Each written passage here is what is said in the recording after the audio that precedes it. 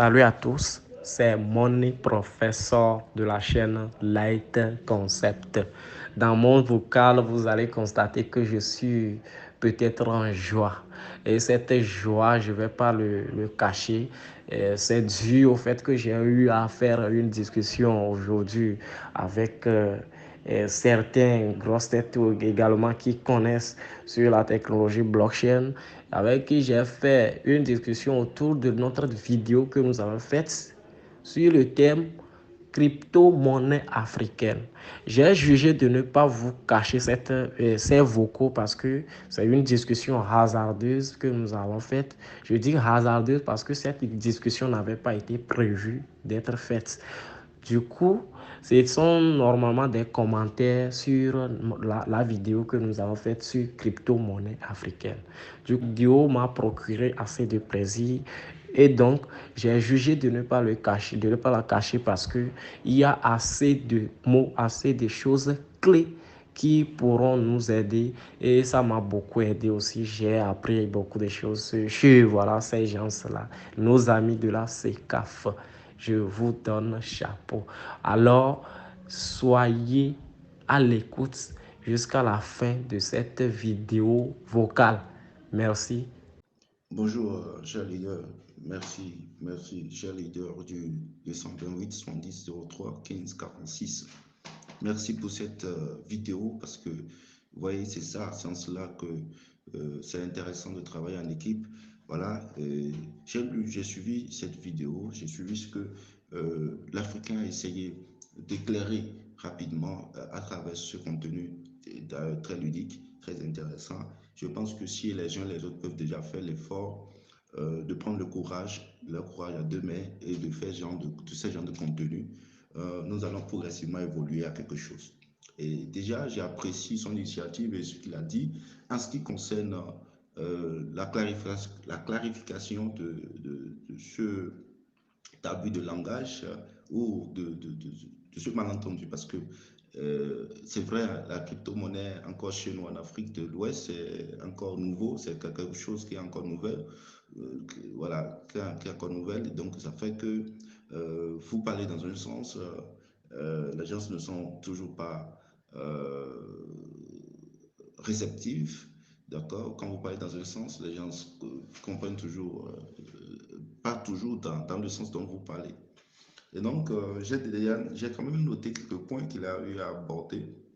D'accord. Et globalement, il est en train de clarifier que le Bitcoin, d'accord, la crypto-monnaie, c'est la décentralisation et on devrait parler de crypto-monnaie d'un continent donné. Et donc, quand on parle de crypto-monnaie africaine, sinon africaine, que c'est pas bien, c'est qu'on n'est pas dans la vision de Satoshi. Voilà, il a parlé comme ça. Donc, globalement, c'est ce qu'il a défendu dans sa vidéo. Donc, on ne devrait pas parler de crypto-monnaie africaine. Là, moi, je suis tout à fait d'accord avec lui. Je suis tout à fait d'accord parce que dans la vision de Satoshi Nakamoto, c'est la décentralisation et cette décentralisation brise les barrières des différentes frontières. Voilà, je suis d'accord avec lui sur ce point. Mais un peu plus loin dans son développement, il va dire, d'accord, que quand le blanc a créé le Bitcoin, il l'a créé pour tout le monde. Déjà, moi, je note une contradiction parce que, bon, est-ce que c'est une contradiction, mais c'est un lapsus qu'il a eu à faire à ce niveau.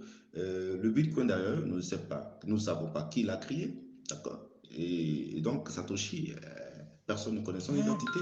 Et s'il est africain, personne ne le sait. S'il est américain, personne ne le sait. S'il est chinois ou japonais, personne ne le sait. Tout le reste, c'est des suppositions. On ne sait même pas si c'est une organisation qui est derrière cela.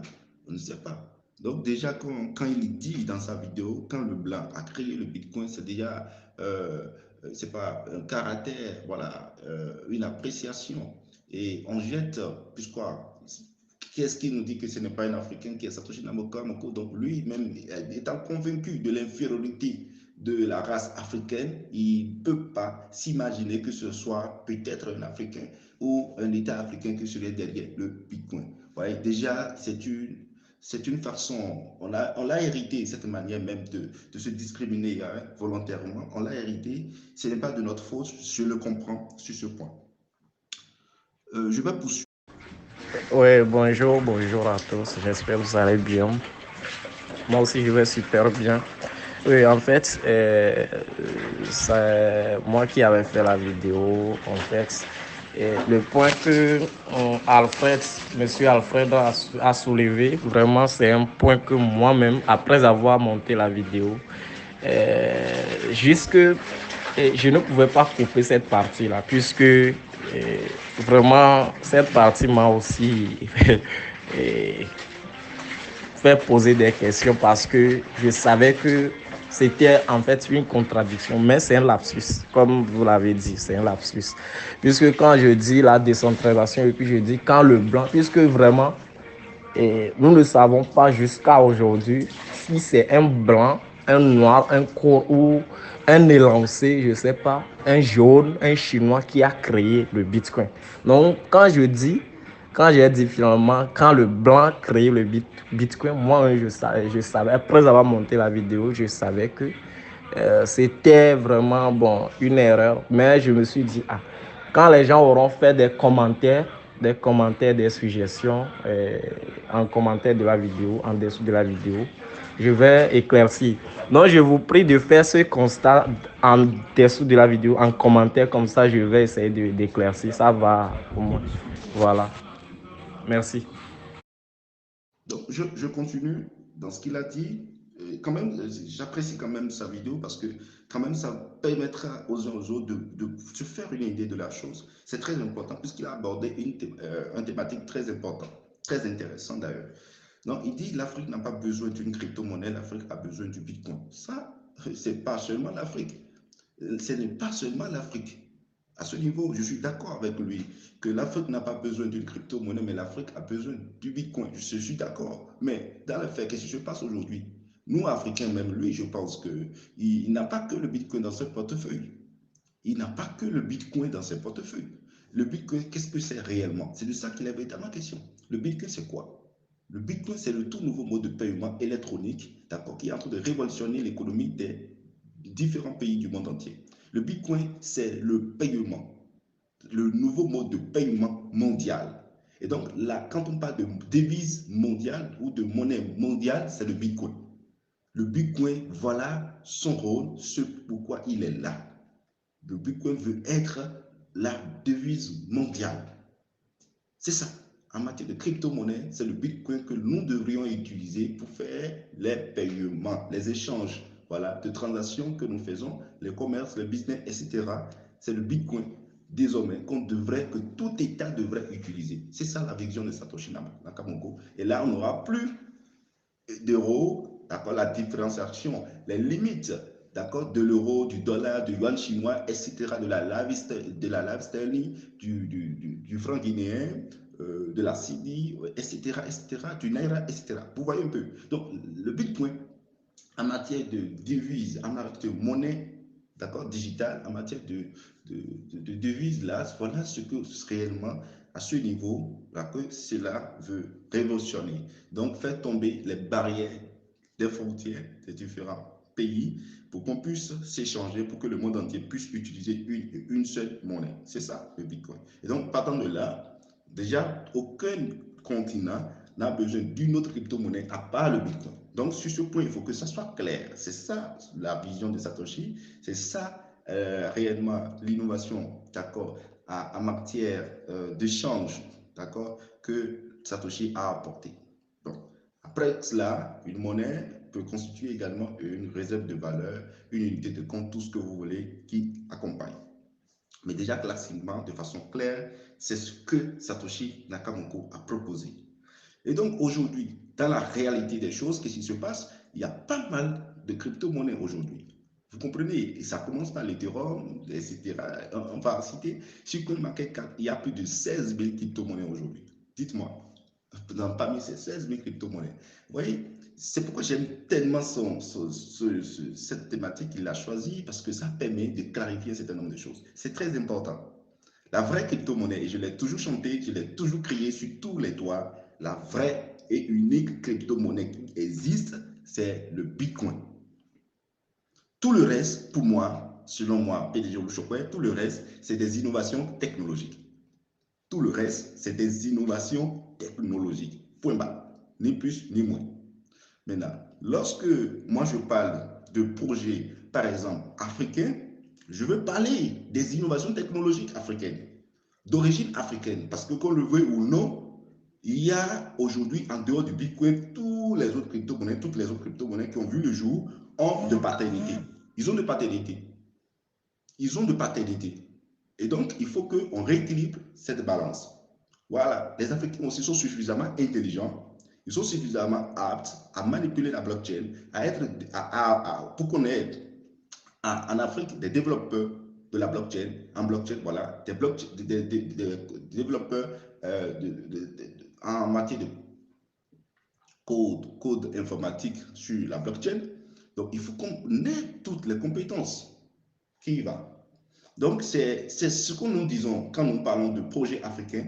Nous ne parlons pas de créer une crypto-monnaie pour les paiements en Afrique. Non. Moi, personnellement, moi, je ne suis pas dans cette logique, mais je parle des innovations technologiques.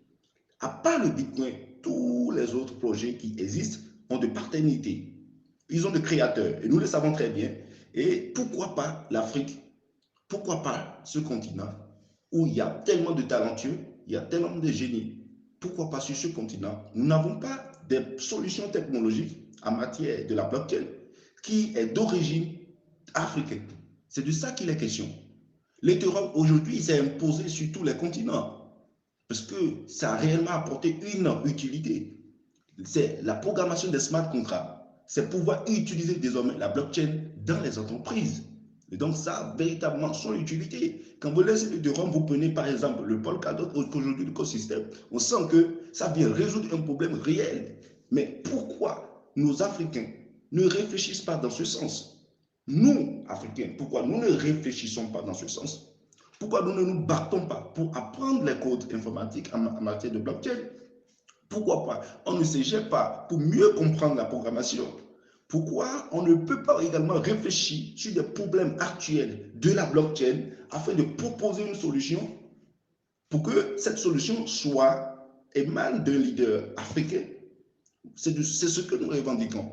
Nous ne sommes pas là pour contredire Satoshi ou bien pour réinventer le Bitcoin. Mais non, mais nous sommes là pour rééquilibrer la balance. Et donc, puisqu'il y a les plus grands projets en dehors du Bitcoin, les projets à forte capitalisation boursière, quand vous les prenez, c'est des projets qui ont des paternités. Voilà, c'est des projets qui ont des paternités. C'est là se trouve le vrai débat. Et dans ce dont nous parlons, il s'agit des innovations technologiques. Il faut que l'Africain francophone puisse prendre sa part à ce gâteau aujourd'hui. Et comment Vitalik Buterin n'était pas milliardaire en 2013. Vitalik Buterin n'était pas milliardaire en 2013. Il était juste porteur d'idées. Voilà, il avait juste une idée. Les gens l'ont aidé à développer cette idée. Et puis aujourd'hui, il en est là. Il est milliardaire. C'est de ça qu'il est question. On ne va pas tout le temps endormir notre intelligence.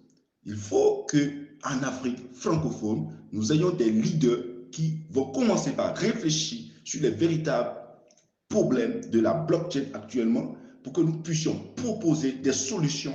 Voilà. Maintenant, à part cela, l'Afrique, la blockchain aujourd'hui est un moyen pour résoudre un certain nombre de problèmes. Pourquoi pas?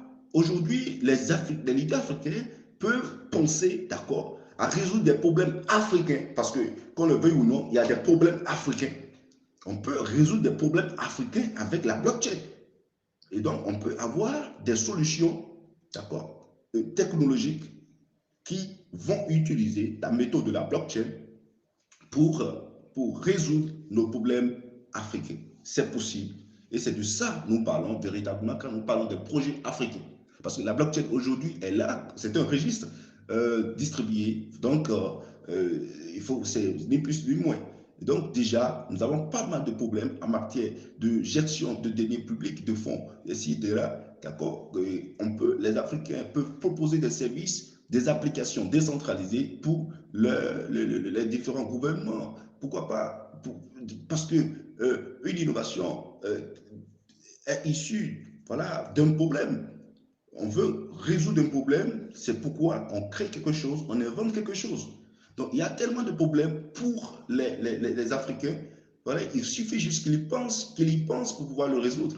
Donc, c'est de ça que nous parlons. Nous appelons les Africains à réfléchir sur le climat africain, sur les problèmes africains, et pour proposer des solutions, d'accord, pour résoudre ces problèmes africains-là. Et puisque la blockchain est décentralisée, une fois que les Africains auront utilisé cette solution pour résoudre leurs problèmes, les autres pays aussi vont copier. C'est comme ça. Oui, si la solution est utile pour les autres pays, ils vont suivre le pas. C'est comme ça. C'est toujours comme ça. Voilà, c'est toujours comme ça. Donc voilà un peu ce de quoi il s'agit. Et bon, et même en ce qui concerne l'Afrique, le Bitcoin. Le Bitcoin est une crypto-monnaie décentralisée, c'est vrai tout ça. Mais si les pays africains de l'Afrique, tous les pays africains décident de créer leur Bitcoin, ils vont le faire. Ça, ce n'est pas un complexe. Ils peuvent le faire, ce n'est pas un complexe. La monnaie n'a de valeur que lorsqu'on lui accorde de valeur, c'est tout. Donc le Bitcoin a aujourd'hui de valeur parce que nous l'avons accepté, nous l'avons adopté. Voilà, c'est tout, c'est tout. Il n'y a pas de complaisance à ce niveau, d'accord? Les plus grands mineurs du Bitcoin aujourd'hui ne sont pas des Africains. Donc déjà, vous voyez que l'Africain est suffisamment en retard et c'est la faute de personne, c'est la faute de l'Africain lui-même. Donc nous éveillons la conscience des gens. Il faut que les gens soient éveillés pour prendre conscience de ce qui se fait, pour changer les habitudes, pour changer les comportements. Nous ne sommes plus là à consommer uniquement les projets des autres, parce que qu'on le veuille ou non, les projets qui sont venus avec Bitcoin ont de paternité, et donc c'est les projets des autres que nous adoptons. Et donc nous aussi, nous devrions aussi pouvoir proposer des projets, d'accord, créer des choses, mettre en place des projets que les autres aussi devraient consommer comme nous consommons leurs projets. Donc c'est de ça qu'il est véritablement question. Voilà. Donc là, déjà qu'il parle de quand le blanc a créé le Bitcoin ou quand le blanc a créé les crypto-monnaies, vous voyez, déjà, il y a une discrimination déjà venant voilà, des Africains et c'est ce que nous revendiquons, c'est tout. Merci. Donc voilà un peu, c'est bien son contenu, voilà, mais il est bien voilà, de faire ce genre de contenu pour que les avis soient partagés, pour que les gens puissent s'inspirer de ce que vous dites. Et c'est ça, nul n'a le monopole de la connaissance. La connaissance, elle est libre, d'accord? Elle est libre, elle est gratuite. Et puis, à chacun de prendre ce dont il a besoin. Et je pense que c'est à ce prix-là que nous pourrions changer des choses en Afrique, en n'étant pas toujours d'accord pour ci et pour cela. Et c'est la divergence d'opinion qui fait réellement qu'il y a des innovations, il y a une multitude de propositions. Merci à tous et je profite rapidement pour souhaiter bon dimanche à tous et passez très bonne journée. Je précise très rapidement, chers amis, que quand vous suivez cette vidéo, veuillez vous abonner à sa page et lui donner un pouce bleu. Faut lui mettre un j'aime parce qu'on doit encourager l'Africain, on doit soutenir les nôtres. Il est temps qu'on soutienne l'Africain, il est temps qu'on accompagne les nôtres. Et puis, c'est en le faisant que nous allons nous améliorer. Voilà. Et déjà, quand beaucoup de gens vont s'abonner à sa page et lui mettre des j'aime, ça va le motiver à faire plus de recherches. Et ça va le motiver à produire plus de bons contenus au service de l'Africain francophone. Donc, chers amis, merci de le soutenir également parce que c'est un bon travail qu'il a fait et franchement, ce n'est pas facile pour tout le monde de faire ce qu'il a fait et moi, je l'encourage. Merci à tous. Oui, voilà. Merci, monsieur Alfred. Et merci beaucoup pour vos différents points de vue. Ça m'a beaucoup appris, ça m'a beaucoup motivé. Vraiment, vous avez presque tout dit, puisque quand nous prenons vraiment, moi j'ai abordé la vidéo dans le sens où quand je prends le Bitcoin comme moyen de paiement pour tous, vous avez aussi abordé le point, ça m'a beaucoup intéressé. Puisque aujourd'hui, si nous prenons le Bitcoin est venu avec le côté monétaire, Ethereum est venu avec les smart contracts, avec la technologie même. Donc, si nous prenons le côté monétaire, à cette époque-là, il y avait des Bitcoin Cash qui étaient les prochains Bitcoins, des Litecoins qui étaient des Bitcoins chinois, ainsi de suite, parce que tout le monde voulait spéculer, puisque en vrai dire, ces projets n'avaient pas besoin d'être Voilà, il faut qu'on le dise, quoi. Ce sont des projets qui ont profité de la spéculation du Bitcoin pour dire qu'ils sont des prochains Bitcoins, en fait. Avec Ethereum aussi, et avec la technologie des smart contracts, il y avait aussi des troncs, des projets aussi qui se proclament être dans les smart contracts. Et bon, ils ont fait mieux que les smart contracts, que les Ethereum, peut-être. Ils ont fait mieux en matière de TPS, en matière de congestionnement de réseau. Bon, peut-être ils ont fait mieux. Et là, il faut l'avouer, il faut l'apprécier. Et c'est là que nous voyons aujourd'hui des projets de solutions de seconde couche, des projets de sharding qui sont en train d'aider les réseaux comme Ethereum. Vous voyez? Donc aujourd'hui, les Africains, ce que nous constatons, c'est que les Africains sont là. Ils sont souvent dans la spéculation. Puisque quand Satoshi a créé le Bitcoin, il n'avait pas l'intention ce que ça rende les gens milliardaires. Mais aujourd'hui, les Africains ont pris un côté mauvais de la chose. De telle sorte que, aujourd'hui, parler de crypto-monnaie quelque part, c'est qu'à un ami, c'est de lui dire qu'il va devenir milliardaire. Que cette crypto-là, c'est le prochain Bitcoin, le prochain Ethereum, le prochain BNB, des trucs bizarres de ce nom. Donc, vous voyez. Ce qui fait qu'aujourd'hui, même quand je crée, ou bien je construis une maison quelque part, je me proclame être dans l'immobilier quelque part, j'ai construit une maison, voilà, quelque part, sur un lot, je peux même créer une crypto-monnaie pour cette maison et dire que ceux qui viendront louer dans ma maison utiliseront ça comme moyen de paiement. Et c'est très dangereux. C'est ce que les Africains sont en train de faire. Genre, que soit ils vont utiliser ça comme moyen de paiement et ils vont devenir riches, ils vont devenir milliardaires. C'est ce qui se passe actuellement sur tout le monde. Puisque quand je vais sur les sites de cotation, je vois certains projets et je vois comme ce sont des projets de comédie. Puisqu'il y a des projets qui n'ont pas besoin de crypto-monnaie. Moi, aujourd'hui, comme vous l'avez dit, ça m'a beaucoup intéressé. Vous parlez des solutions technologiques en matière de blockchain. Et vraiment, je suis d'accord. Je suis très ravi de votre point de vue. Parce que moi, aujourd'hui, si je veux créer un projet, je dois créer le projet en solution, en technologie de blockchain qui n'aura pas besoin forcément d'une crypto-monnaie. Là, on est tous d'accord. Vous voyez? Donc, le problème qui se pose, c'est que souvent, on a tendance à croire que c'est créer une crypto-monnaie qui est la meilleure solution. Le Bitcoin, voilà, c'est réserve de valeur.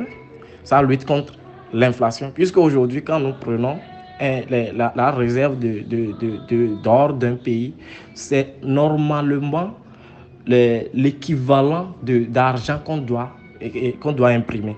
Mais ce n'est pas le cas.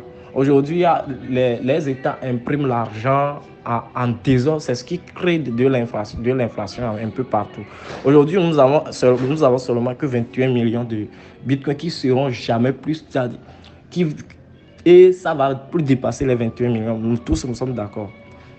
Donc, quand tous les 21 millions seront minés en circulation, on est tous d'accord qu'il y en aura plus de bitcoins qui viendront en circulation. On est tous d'accord. Donc, c'est ça qui lutte contre l'inflation là.